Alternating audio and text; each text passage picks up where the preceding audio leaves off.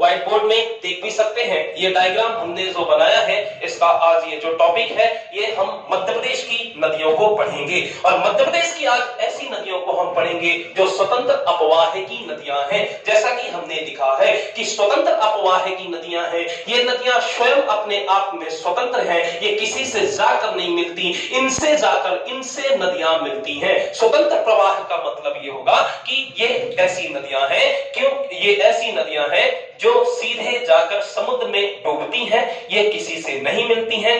अगर हम बात कहें तो इनसे जाकर नदियां मिलती हैं, इस बात को आप ध्यान रखिएगा। जैसा कि आप इस व्हाइट बोर्ड में देख भी सकते हैं, यदि बात करी जाए ये नर्मदा की, ये नर्मदा नदी स्वतंत्र अपवाह की नदियां कहलाती हैं। ये अमरकंटक के अनूपपुर से निकलती है और जाकर खंबात की खाड़ी गुजरात में डूब जाती है। तो ये कहीं किसी नदी से मिली क्या? नहीं, ये सीधे जाकर खंबात की खाड़ी में डूब गई। तो इसी तरह हमने कहा, चाहे माही हो चाहे ताप्ती हो, ये मध्य प्रदेश की स्वतंत्र अपवाह की नदियां हैं। तो एग्जामिनर यहीं से एक क्वेश्चन आपसे पूछ लेगा कि बताइए कि मध्य प्रदेश में कितनी स्वतंत्र अपवाह की नदियां हैं। तो 3 ही ऐसी नदियां हैं मध्य प्रदेश के अंदर जो स्वतंत्र अपवाह की हैं। एक तो माही, दूसरी नर्मदा और तीसरी ताप्ती। ये तीनों नदियां किसी से भी नहीं जाकर, किसी से भी नहीं मिलती हैं, ये सीधे स्वयं जाकर सीधे समुद्र में डूब जाती हैं, इसलिए हमने इन्हें स्वतंत्र अपवाह की नदियां कहा है। तो आज का टॉपिक समझ में आया कि हमको पढ़ना क्या है? स्वतंत्र अपवाह की नदियों को पढ़ना है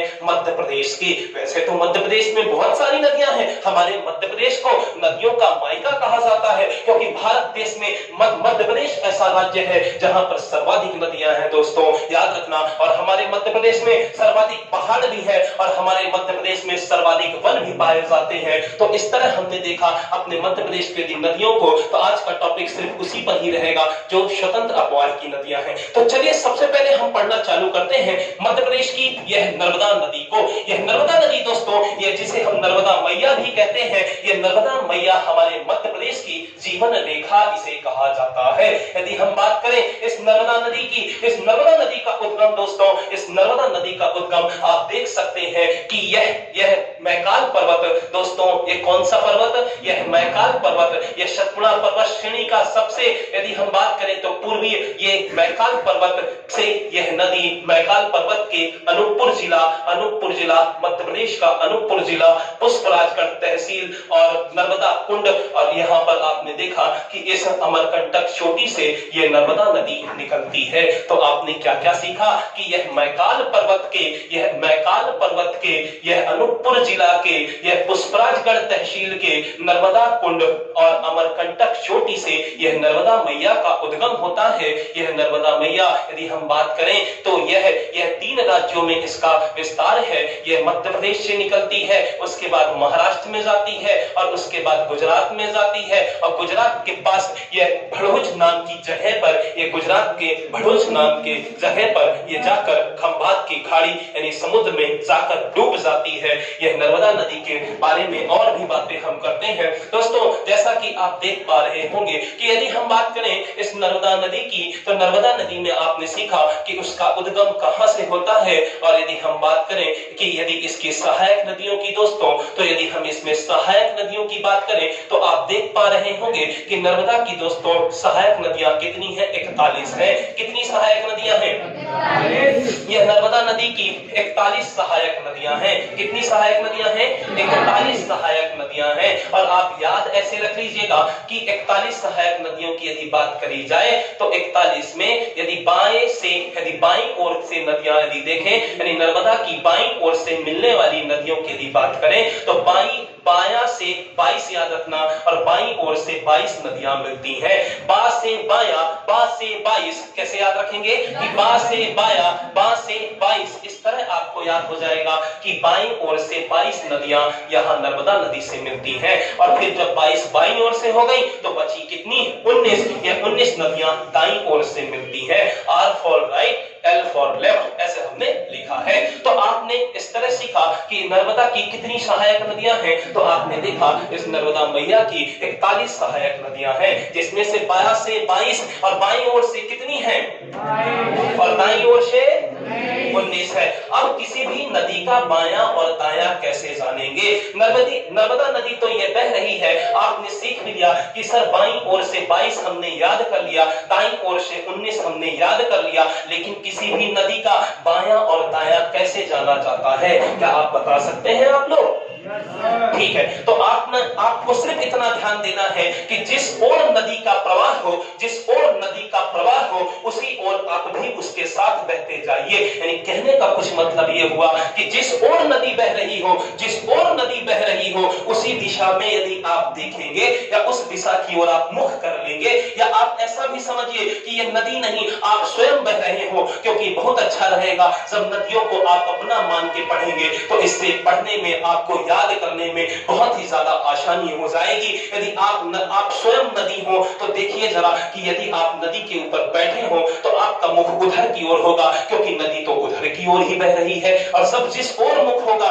जिस ओर नदी बहेगी, यदि आप देखें कि जिस ओर नदी बहेगी, तो यदि मेरा, आप देख पा रहे हैं ये मेरा क्या है, दायां हाथ है, और दायां हाथ ऊपर है, क्योंकि यदि नदी के ऊपर मैं बैठूंगा या उधर की ओर मुख करूंगा तो ये मेरा दायां हाथ है, और दायां हाथ मेरा ऊपर की ओर है। यानी ऊपर की ओर जो नदियां आ रही हैं वो सब उसके दाईं ओर से मिलने वाली सहायक नदियां हैं, और नीचे की ओर उसकी बाईं ओर से मिलने वाली सहायक नदियां हैं। तो इस तरह हम किसी भी नदी का दायां और बायां जान जाते हैं। कोई भी नदी हो, सभी का दायां बायां आप ऐसे ही जानेंगे कि जिस ओर नदी की दिशा होगी, यानी जिस ओर नदी प्रवाह कर रही होगी, जिस ओर नदी बह रही होगी, उसी दिशा से आप वहां से अनुमान लगाएंगे कि उसके ऊपर आप स्वयं बैठ जाइए। ऐसा मान लीजिए, तो आप जिस ओर मुंह करेंगे तो दायां बायां हाथ से जल्दी पता लगा सकते हैं। ठीक है, हर नदी का अपना अलग अलग दायां बायां हो सकता है। ठीक है, याद रखिएगा इस बात को। तो आपने देखा कि नर्मदा के ऊपर की ओर से जो नदियां मिलती हैं वह उसके दाईं ओर से मिलने वाली सहायक नदियां हैं। नर्मदा के नीचे की ओर से जो नदियां मिल रही हैं वो उसकी बाईं ओर से मिलने वाली सहायक नदियां हैं। तो इस तरह आपने दायां और बायां भी जान लिया नदियों का। हमने देखा कि यह नदी, नर्मदा नदी, मध्य प्रदेश की जीवन रेखा है। यह 3 राज्यों से बहती है। यह मध्य प्रदेश, महाराष्ट्र और गुजरात से होते हुए खंभात की खाड़ी में डूब जाती है, समुद्र में डूब जाती है। यह हमारे मध्य प्रदेश में, यदि इसकी कुल लंबाई की बात करी जाए तो दोस्तों इसकी कुल लंबाई 1312 किलोमीटर है। इसकी कुल लंबाई कितनी है? 1312 किलोमीटर है। यह हमारे मध्य प्रदेश में 1077 किलोमीटर बहती है। महाराष्ट्र में दोस्तों 74 किलोमीटर बहती है, और गुजरात में दोस्तों 161 किलोमीटर बहती है। यह हमारे मध्य प्रदेश की सबसे क्या है, बड़ी नदी है। आप देख पा रहे हैं कि यह भारत की 5वें नंबर की बड़ी नदी है और हमारे मध्य प्रदेश की सबसे बड़ी नदी है। इस बात को भी आप याद रखिएगा कि यह भारत की 5वीं बड़ी नदी है और मध्य प्रदेश की पहली बड़ी नदी है। यानी मध्य प्रदेश की सबसे बड़ी, यह लंबी नदी है दोस्तों, यह सबसे लंबी नदी है, याद रखिएगा। तो ठीक है, याद रहेगा। यहाँ पर हम कैसे लिखेंगे कि मध्य प्रदेश की सबसे लंबी नदी, बड़ी नदी के लंबी लिखिए तो सही रहेगा। तो मध्य प्रदेश की दोस्तों ये सबसे लंबी नदी है, ये नर्मदा नदी। और भी समझते हैं, यदि मध्य प्रदेश की, यदि यह जीवन रेखा इस नर्मदा नदी की यदि बात करी जाए तो आप देख पा रहे हैं कि नर्मदा नदी दोस्तों इसके बहुत सारे अनेकों उपनाम हैं। जैसे कि आप देखिएगा कि इसे हम मैकाल शुता भी कहते हैं। इसे क्या कहा जाता है? यदि इसके अन्य नाम यानी उपनामों को देखें तो इसे मैकाल शुता भी कहा जाता है। दोस्तों इसे रेवा भी कहा जाता है, इसे पूर्ण शलीला भी कहा जाता है, इसे सोम देवी भी कहा जाता है, इसे नाम दोष भी कहा जाता है। भूविज्ञता या टॉमी जी ने इसे नाम दोष नाम दिया था। इन्हें यदि आपसे एग्जाम में पूछ सकता है कि नर्मदा को नाम दोष किसने कहा, तो टॉमी ने कहा था। इसे नाम दोष किसने कहा था? टॉलमी जी ने इसे नामदोष कहा है, इसे नाम दिया है।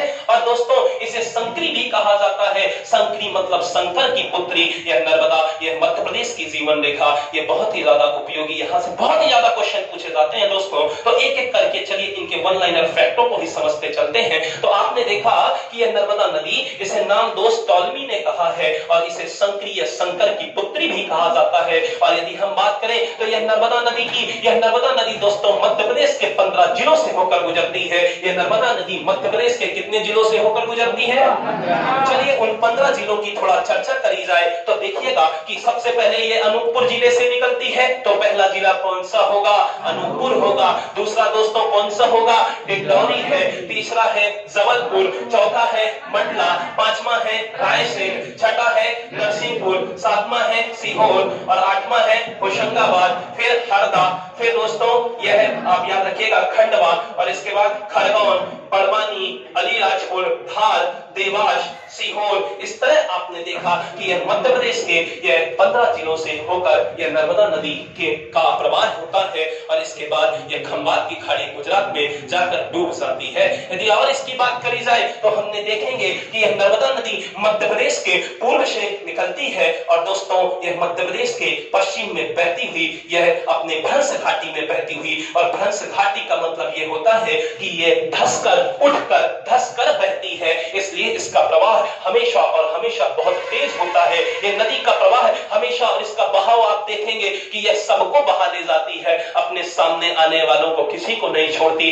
हमेशा इसका प्रभाव बहुत तेज रहता है क्योंकि यह भ्रंश घाटी में बहती है। तो इस तरह याद रखिएगा ये वन लाइनर फैक्ट कि अपने भ्रंश घाटी में यह नर्मदा नदी अपने भ्रंश घाटी में बहने वाली नदी है। साथ ही साथ यह नर्मदा नदी इतनी बड़ी नदी होने के बावजूद भी यह दोस्तों एस्चुरी का निर्माण करती है। यह ज्वार नदमुख का निर्माण करती है।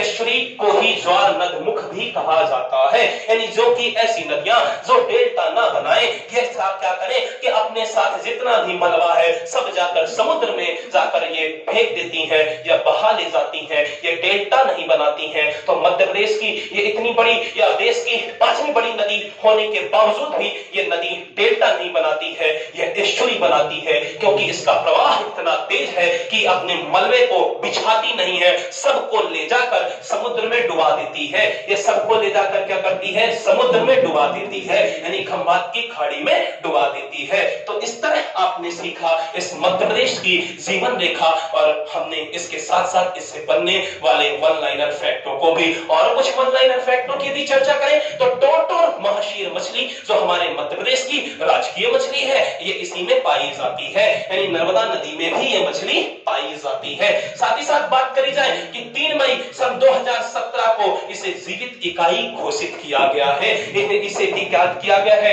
जीवित इकाई, यानी इसे जीवित की संज्ञा दी गई है। जैसे हम और आप भी जीवित हैं, एक सजीव है, इसी तरह इसे संज्ञा दी गई है, इसे जीवित इकाई घोषित कर दिया गया है। साथ ही साथ तीरे तीरे नर्मदा के रचनाकार अमृता बेगड़ जी हैं। ये जबलपुर के रहने वाले हैं और इसे नर्मदा पुत्र कहा जाता है, तो ये वन लाइनर फैक्टों को याद रखिएगा कि तीरे तीरे नर्मदा के रचनाकार कौन है? अमृता बेगड़, जो कि जबलपुर के हैं, याद रखिएगा। यदि मध्य प्रदेश की यह एक जीवन रेखा है, हमने इसे पहले ही बता दिया कि मध्य प्रदेश की ये क्या है? यह जीवन रेखा है। और साथ ही साथ इसमें और यदि वन लाइनर फैक्टों की हम बात करें तो आप देख सकते हैं कि यह नर्मदा के दाईं ओर से मिलने वाली सहायक नदियों को, तो दोस्तों जबलपुर से हिरण नदी और बरगी नदी यहां से निकलती है और नर्मदा में जाकर मिल जाती है। साथ ही साथ रायसेन से आप देख पा रहे हैं कि बरना नदी निकलती है और दोस्तों सीहोर से आप देखेंगे कि कोलार नदी निकलती है। यदि बात करी जाए इंदौर से ये चोरल नदी निकलती है और देवास होते हुए इस नर्मदा से मिल जाती है। इंदौर से नर्मदा नहीं निकलती है, लेकिन इंदौर से निकलने वाली यह चोरल नदी यह देवास होते हुए जाकर किससे मिलती है? इस नर्मदा से मिलती है। ऐसा हमने इसे बनाया है। साथ ही साथ यदि बात करी जाए धार से, तो धार से दोस्तों मान नदी निकलती है और अलीराजपुर जिला से दोस्तों हथनी नदी निकलती है। कौन सी नदी निकलती है? हथनी नदी। ये सब गंगा की दाईं ओर से मिलने वाली सहायक नदियां हैं। सॉरी, यह सब नर्मदा की दाईं ओर से मिलने वाली सहायक नदियां हैं। तो आपने कितना सीखा? कौन कौन सी नदियों को सीखा? नर्मदा के दाईं ओर से सबसे पहले हमने देखा हिरण नदी। कौन सी नदी? हिरण नदी। दूसरी बारगी नदी, तीसरी बारना नदी, चौथी कोलार नदी, पांचवी चोरल नदी, जो कि इंदौर देवास होते हुए जाकर नर्मदा से मिलती है। यदि हम बात करें धार से, तो कौन सी नदी? मान नदी। धार से कौन सी नदी? मान नदी। दोस्तों धार से निकलेगी यह मान नदी। और अलीराजपुर से हथनी नदी। तो इस तरह आपने सीखा यहाँ पर दाईं ओर से यह नर्मदा की मिलने वाली बेहद सहायक नदियों को। यदि अब बात करें हम नर्मदा की बाईं ओर से मिलने वाली सहायक नदियां, तो नर्मदा की बाईं ओर से मिलने वाली यदि सहायक नदियों की बात करी जाए तो दोस्तों इस मंडला से यहां से निकलेगी थावर नदी, मंडला से ही बंजर नदी, मंडला से ही हालोन नदी। तो इस तरह आपने देखा कि यहाँ पर थावर, बंजर, हालोन या नरसिंहपुर से शेर नदी। यदि बात करी जाए होशंगाबाद से तो तवा नदी। कौन सी नदी? तवा नदी। यदि हरदा की बात करी जाए तो यहाँ पर कौन सी निकलेगी? माचक नदी। कौन सी? माचक। ठीक है। यदि बात करी जाए दोस्तों खंडवा से, तो यहाँ से यदि हम बात करें तो खंडवा से वैसे अगर देखा जाए तो इसकी कोई हेल्पिंग रिवर तो नहीं है यहाँ नर्मदा की ओर मिलने वाली, लेकिन आप देखेंगे कि खंडवा से होकर नर्मदा नदी गुजरती है, जैसा कि मैप में आप देख भी पा रहे हैं। इसीलिए इन जिलों को मैंने काले कलर से लिखा है। ये वो जिले हैं जहां से नर्मदा नदी गुजरती है। इन जितने भी काले कलर से जिले लिखे हैं सबके सबसे ही नर्मदा नदी गुजरती है। और खंडवा में है दोस्तों इस नर्मदा नदी पर स्थित इंदिरा गांधी ये डैम, और यह इंदिरा गांधी डैम की शुरुआत हुई थी 1984 में और स्वयं इंदिरा गांधी जी ने इसका उद्घाटन किया था। और साथ ही साथ यदि बात करी जाए ये हमारे मध्य प्रदेश का सबसे ऊंचा डैम है, इसकी ऊंचाई 92 मीटर है। तो इस तरह आप इसे याद रखिएगा। यदि बात करी जाए अब खरगोन की, तो दोस्तों यहां से आप देखेंगे छिंदवाड़ा की पहले बात कर लेते हैं। छिंदवाड़ा से निकलती है दोस्तों सक्कर नदी और जाकर वो नर्मदा में जाकर मिलती है, याद रखिएगा। इसके साथ साथ खरगोन की बात करी जाए तो यहाँ पर 3 नदियों का आप याद रखिएगा, वेदा, साटक, कुंडा, ये तीनों की तीनों नदियां नर्मदा में जाकर मिलती हैं। ये खरगोन जिले से निकलने वाली यह वेदा, साटक और कुंडा, ये तीनों की तीनों नदियां नर्मदा नदी से जाकर मिलती हैं। बड़वानी जिले से बात करें तो बड़वानी से निकलती है गोई नदी। कौन सी नदी? तो इस तरह आपने सीखा इस नर्मदा से मिलने वाली बाईं ओर से नर्मदा की सहायक नदियों को। तो आपने ऊपर से मिलने वाली दाईं को भी पढ़ लिया और नीचे से मिलने वाली ये बाईं ओर से मिलने वाली सहायक नदियों को भी आपने देखा। तो इस तरह आपने यह नर्मदा को पढ़ा। तो चलिए एक बार जल्दी से इसका रिवीजन कर लेते हैं इस नर्मदा नदी का, फिर हम दूसरे उस पे आते हैं, दूसरी नदियों पे आते हैं। तो हमने नर्मदा में सीखा, सबसे पहले आप इस नर्मदा नदी का आप लोग भी बोलते जाएंगे। सबसे पहले आप बताइए कि ये नर्मदा नदी का उद्गम कहां से होता है? तो बताइए। मैदान पर्वत के, अनूपपुर जिला के, पुष्पराजगढ़ तहसील के नर्मदा कुंड यानी अमरकंटक चोटी से निकलती है ये नर्मदा मैया। ये मैया, ये नर्मदा आपके मध्य प्रदेश की जीवन रेखा है, याद रखिएगा। यदि हम बात करें कि यह नर्मदा नदी की लंबाई यानी टोटल लंबाई यानी कुल लंबाई कितनी है? और यह दोस्तों मध्य प्रदेश में कितना बहती है? और यह महाराष्ट्र में और गुजरात में। इस नदी का विस्तार कितने राज्यों में है? यह नदी कितने राज्यों से होकर गुजरती है? 3 राज्यों से, मध्य प्रदेश, महाराष्ट्र और गुजरात से। यह हमारे मध्य प्रदेश की सबसे बड़ी नदी कौन सी है? भारत की 5वीं बड़ी नदी कौन सी है? नर्मदा नदी है। बहुत बढ़िया। यदि हम बात करें इस नर्मदा मैया को और कितने उपनामों से जाना जाता है तो बताइएगा। सबसे पहला, दूसरा, तीसरा, चौथा, 5वां, छठा। यदि बात करें टॉलमी ने किस नर्मदा को किस नाम से पुकारा है? नामदोष नाम से पुकारा है इस टॉलमी ने इनको, नर्मदा को, याद रखिएगा। यदि और बात करी जाए तो यदि हम आपसे पूछें कि नर्मदा की कितनी सहायक नदियां हैं? नर्मदा की कितनी सहायक नदियां हैं? कितनी हैं? यदि कही जाए बाईं ओर से कितनी? बा से 22, बा से बायां, ठीक है। यानी लेफ्ट साइड से कितनी? राइट साइड से कितनी? दाएं साइड से 19, ठीक है। जो 22 और 19 कितना होता है? 41 होता है। तो आप ऐसे याद रख लेंगे। तो ठीक है, इतना आपने समझा। और समझते हैं यदि हम बात करें कि टोरटोर महाशीर मछली जो मध्य प्रदेश की राजकीय मछली है, ये नर्मदा में पाई जाती है क्या? पाई जाती है। यदि बात करी जाए कि 3 मई सन 2017 को नर्मदा को क्या किया गया? इसे क्या किया गया? इसे जीवन इकाई घोषित किया गया है। यदि बात करी जाए कि तीरे तीरे नर्मदा के रचनाकार कौन है? अमरनाथ विकट जी हैं, याद रहेगा। चलिए बहुत अच्छा। और भी वन लाइनर फैक्टों पे यदि हम बात करें तो बताइएगा कि क्या नर्मदा नदी डेल्टा बनाती है? ये क्या बनाती है? और इसे हम ज्वार नद मुख भी कहते हैं। नर्मदा नदी अपने किस में बहती है?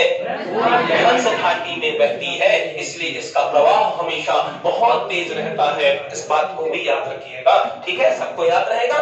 चलिए और बताते हैं। और इसमें अगर आप देखें कि दोस्तों यह नर्मदा नदी यह विंध्याचल पर्वत और सतपुड़ा पर्वत के बीचों बीच होकर बहती है। याद रखिएगा, यह विंध्याचल और सतपुड़ा पर्वत श्रेणियों के बीच से होकर बहती है। पिछली क्लास में हमने इसे बताया ही था, ठीक है। तो इस तरह आपने सीखा यह नर्मदा नदी के बारे में दोस्तों। और यदि हम बात करें, अब हमने अपने मध्य प्रदेश के दूसरी स्वतंत्र प्रवाह की नदियों को पढ़ते हैं। तो चलिए अब हम चर्चा करते हैं ताप्ती नदी पर। किस पे चर्चा करेंगे दोस्तों? यह ताप्ती नदी मध्य प्रदेश के बैतूल जिले के मुल्ताई से निकलती है। यह ताप्ती नदी मध्य प्रदेश के बैतूल जिले के मुल्ताई से निकलती है। यह नदी दोस्तों यह भी 3 राज्यों में बहती है। यह मध्य प्रदेश से निकलती है, महाराष्ट्र जाती है, फिर जाकर गुजरात में खंबात की खाड़ी में डूब जाती है। यह नदी भी जाकर खंबात की खाड़ी में डूब जाती है। और यह गुजरात का सूरत यह शहर है जहां पर यह नदी अपना मुहाना बना देती है, मतलब जाकर डूब जाती है। यदि हम बात करें इस ताप्ती नदी की, तो ताप्ती नदी की यदि बात करें तो यह हमारे मध्य प्रदेश की चौथी बड़ी नदी है। कौन सी वाली नदी है? चौथी बड़ी नदी है। इसकी यदि लंबाई की बात करी जाए तो 724 किलोमीटर इसकी लंबाई है। कितनी है? 724 किलोमीटर इसकी लंबाई है। पहली बड़ी नर्मदा है, दूसरी है चंबल, तीसरी है सोन और चौथी है ये ताप्ती नदी और पांचवी है बेतवा नदी। बाद में इनको पढ़ेंगे, कल के लेक्चर में हम और भी नदियों को पढ़ेंगे। आज का टॉपिक है स्वतंत्र प्रवाह की, ठीक है। तो ताप्ती नदी में आपने सीखा कि मध्य प्रदेश के मुल्ताई यानी बैतूल से निकलती है। और इसके बाद यदि हम बात करें तो यह भी 3 राज्यों में बहती है। और साथ ही साथ यदि बात करी जाए तो हम इसमें देखते हैं कि यह इसकी सहायक नदियां, जिसका नाम है पूर्णा, इसका नाम है बोरी और दोस्तों इसका नाम है गिरना। यानी पूर्णा, बोरी और गिरना इसकी सहायक नदियां हैं। और सबसे इंपॉर्टेंट क्वेश्चन ये बनेगा कि यह भी एस्चुरी का निर्माण करती है दोस्तों, यह भी एस्चुरी का निर्माण करती है। यह भी क्या बनाती है? ज्वार नदमुख बनाती है। और यह भी नर्मदा की तरह ही यह पूर्व से पश्चिम की ओर बह रही है। जैसा कि आप देख भी पा रहे हैं, यह एस्चुरी बनाने वाली नदी है। यह नर्मदा की ही तरह नदी है दोस्तों। और यह मध्य प्रदेश की यह ताप्ती नदी, आपने इसके बारे में सीखा, ठीक है। तो इस तरह आप मैप में देख भी पा रहे होंगे और समझ भी पा रहे होंगे, ठीक। और इसके बाद हम मध्य प्रदेश की अब स्वतंत्र अपवाह की तीसरी नदी की यदि बात करें तो हम देखते हैं यह धार जिले से निकलने वाली दोस्तों यह माही नदी। यह माही नदी की यदि बात करी जाए तो दोस्तों यह माही नदी खूब ज्यादा एग्जाम में पूछी जाती है। यह हमारे मध्य प्रदेश के धार जिले से निकलती है और धार के बाद ये झाबुआ और रतलाम होते हुए ये राजस्थान चली जाती है। और राजस्थान जाकर फिर ये यू टर्न लेती है और फिर जाकर खंबात की खाड़ी में जाकर गुजरात में डूब जाती है। और जब ये ऐसा करती है तो यहाँ पर आपने देखा कि जो मध्य प्रदेश से ये कर्क रेखा और हमारे भारत से 8 राज्यों से जो होकर ये कर्क रेखा गुजरती है, तो यह कर्क रेखा को इसने 2 बार काट दिया। और इसने ऐसा यहाँ पर इतिहास लिखा गया क्या कि यह मध्य प्रदेश के, यह भारत के मध्य प्रदेश से निकलने वाली, यह धार जिले से निकलने वाली यह माही नदी यह कर्क रेखा को 2 बार काटती है। और पूरे विश्व में मात्र यही एक नदी है जो कि कर्क रेखा को 2 बार काटती है। तो देखिएगा, कर्क रेखा को 2 बार काटती है ये माही नदी। यह मध्य प्रदेश के धार जिले से निकलती है ये माही नदी दोस्तों, और यह कर्क रेखा को 2 बार काट देती है। तो इससे एक बहुत अच्छा वन लाइनर फैक्ट निकल के आ रहा है कि ऐसी कौन सी नदी है जो कि कर्क रेखा को 2 बार काटती है? तो माही नदी, जो कि मध्य प्रदेश के धार से निकलती है। और इस तरह आप इससे जो प्रश्न बन सकते हैं आप देख सकते हैं, ठीक है। बाकी इसमें कोई ऐसी इंपॉर्टेंट बात ज्यादा नहीं है, लेकिन ये स्वतंत्र प्रवाह की नदियां हैं और ये मध्य प्रदेश से धार जिले से निकलती है ये माही नदी दोस्तों। तो याद रहेगा सबको, बन जाएगा सबसे। तो इस तरह आपने सीखा ये स्वतंत्र अपवाह की मध्य प्रदेश की नदियों को। तो यहाँ से इस प्रकार से आपसे प्रश्न पूछे जा सकते हैं, तो बहुत ध्यान से इसे पढ़िएगा, ठीक है। तो सबसे अभी बन जाएगा। अच्छा बताइए कि कर्क रेखा को कौन सी नदी 2 बार काटती है? माही नदी काटती है। यह ताप्ती नदी कहां से निकलती है? यह मध्य प्रदेश की कौन से नंबर की बड़ी नदी है? ठीक है, ये 4थे नंबर की मध्य प्रदेश की बड़ी नदी है, याद रखिएगा, ठीक है। तो इस तरह आपसे यहाँ से एग्जामिनर क्वेश्चन पूछ सकता है। इस मैथ को बहुत ध्यान से इसे याद कर लीजिएगा। तो आज के लिए क्लास यहीं तक रहेगी, ठीक है। तो बन जाएगा सभी से। सभी से बन जाएगा? ठीक है। सर इसमें कुछ गलत